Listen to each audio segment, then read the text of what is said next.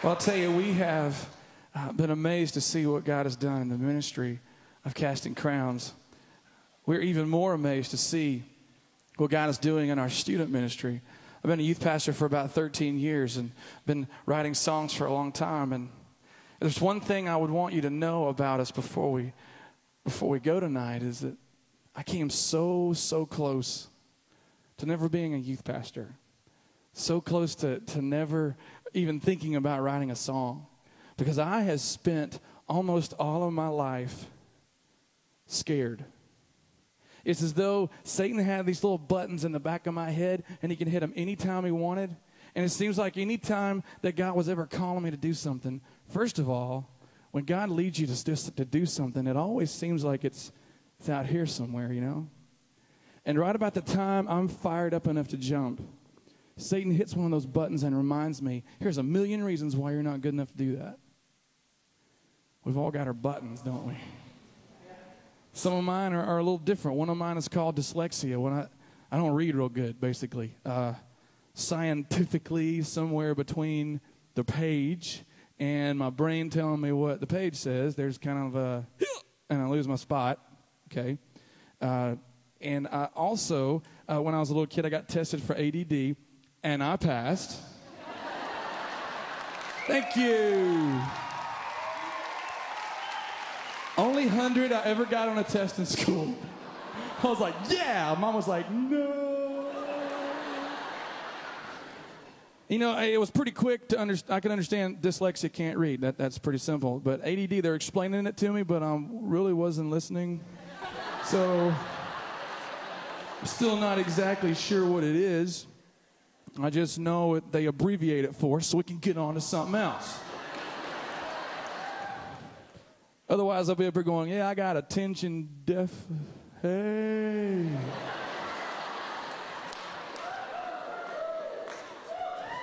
Something shiny over there. Yeah. So I got tested right about before third grade, and I was a little kid, but I could pick up on stuff. You know, I wasn't dense in every area, you know. And they were testing me. I think the funniest thing about that day was the length of time it took them to explain to me what ADD was. Okay, so run with me for a minute, okay? She gives me a test that tells her I'm not listening. All through that hour-long discussion, I'm thinking, why are we still talking? You know, I mean, I've already counted the ceiling tiles. I've got like Brady Bunch episodes going through my head. Brady Bunch was a show. It's a long. Okay, so yeah. So I see just then. I'm like, I was talking about something. So when I was coming up, it was really tough. And I can joke about it now, and it's so good for me to be able to do that. Because I was 21 years old before I ever said the word dyslexia. Because I was about this big. And Satan made sure anytime I tried to even think about doing anything bigger than this, he would remind me one more time, you step out and I'll show them who you really are. Because what I'm learning is once Satan tells you you have a problem, the next thing he tells you is that you're the only one with that problem. And it didn't help for me to go to church because when I went to church when I was a kid, somehow, and I don't know exactly how, we were so blessed, but we were a part of the perfect church. Nobody sinned at my church. I mean, they were all sick. Because, I mean, you go to prayer time, and it's like hearts and lungs and brains and kidneys. But there were no marriages being prayed for. No one had unforgiveness in their heart. No one lusted after stuff or coveted. No one was bitter. And I just figured out pretty early, I'm messed up. Because if there's one place in the world you ought to be able to tell someone you need help, it'd be the body of Christ, right? So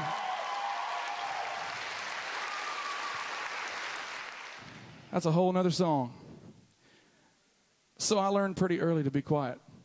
And it took me a little while to figure out, you guys are messed up too. So deal with that. And on top of this, Satan just stripped the word right out of my hands because I learned pretty early I didn't take my Bible to church. Because if I ever took it to Sunday school, they made you read. You know, you remember that? The little room with the rainbows on the wall and the little wooden chairs. And they'd make you read verses for like an hour because the teacher didn't study your lesson. You remember what I'm talking about.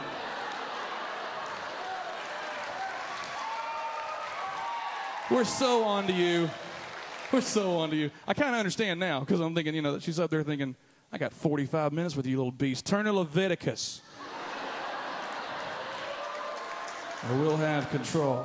So, and I learned, it's to start, I did a little thing where I would like count the people because they always go around the circle, And I go 1, 2, 3, 4, 5. And I go down to the 5th verse and I just start rehearsal in my head. Just read it, read it, read it, read it, read it.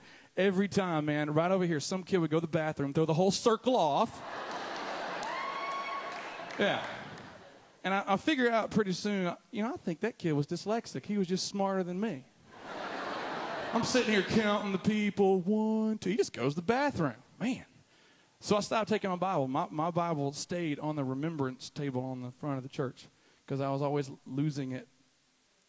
And I never got to 2 Corinthians 12. Let me tell you something.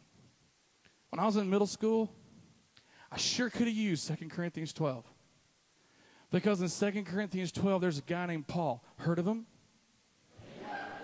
Paul starts telling the story of the fact that he had buttons in the back of his head too. He said, to keep me from becoming conceited because of these surpassingly great revelations, there was given to me a thorn in my flesh. A messenger of Satan to torment me. And for 3 times I pleaded with the Lord to take it away from me. Paul took a day off from starting churches and writing the New Testament. He took a day off to focus on himself. And all I could think was, God, if I was just younger, or God, if I just had a degree like him, or if I could just sing like her, or if I was just taller or faster or thinner or bigger. I mean, he had all these reasons why God could use him if he was just somebody else. And that was me. I just assumed other people God could use so much better than me. And when I was in college, guys started I'm not wandering off the stage, by the way. You think ADD guys just walking off and walking.